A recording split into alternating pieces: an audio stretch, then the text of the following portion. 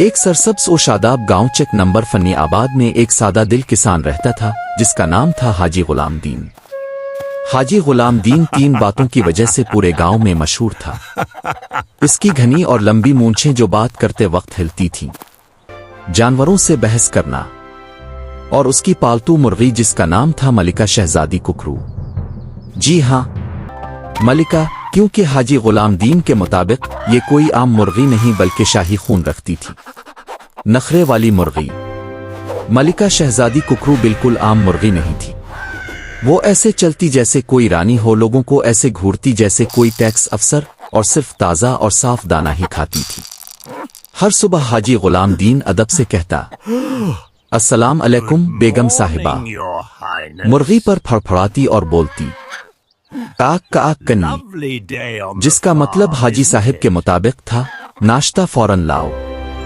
ایک دن ملکہ شہزادی نے ایک انڈا دیا جو کچھ زیادہ ہی چمکدار لگ رہا تھا۔ حاجی غلام دین پورے 10 منٹ تک اسے گھورتا رہا۔ اللہ، اس نے کہا، تو یہ مرغی خاص ہے یا پھر میری نظر کمزور ہو گئی ہے؟ وہ دوڑتا ہوا گاؤں میں چیختا پھرتا رہا، میری مرغی سونے کا انڈا دے رہی ہے۔ گاؤں والے جمع ہو گئے۔ ایک شخص بولا، حاجی صاحب یہ تو عام انڈا ہے۔ حاجی صاحب بولے، عام؟ کیا تمہاری مرغی اتنے اعتماد سے دیکھ سکتی ہے؟ مرغی سینہ تان کر کھڑی ہو گئی جیسے کوئی مشہور اداکارہ ہو۔ مرغی مشہور ہو گئی۔ شام تک ملکہ شہزادی پورے گاؤں میں مشہور ہو چکی تھی۔ بچے اسے دیکھنے آتے، عورتیں دانہ نذرانے کے طور پر لاتے۔ ایک آدمی نے تو بٹن والا موبائل نکال کر تصویر لینے کی کوشش کی۔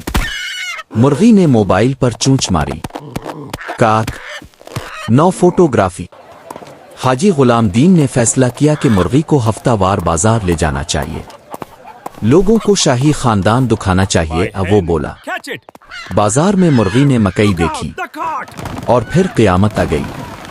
وہ حاجی صاحب کی گود سے کود کر بھاگی، سبزیوں کے ٹھیلے الٹ دیے، دالوں میں پنجے مارے اور قصائی کے پیچھے دوڑ پڑی جو مرغی سے زیادہ چیخ رہا تھا۔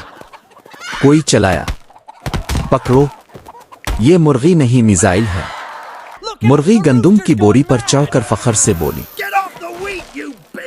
اسی رات گاؤں میں پنچایت بلائی گئی۔ چودھری صاحب بولے، حاجی غلام دین، تمہاری مرغی عوامی سکون خراب کر رہی ہے۔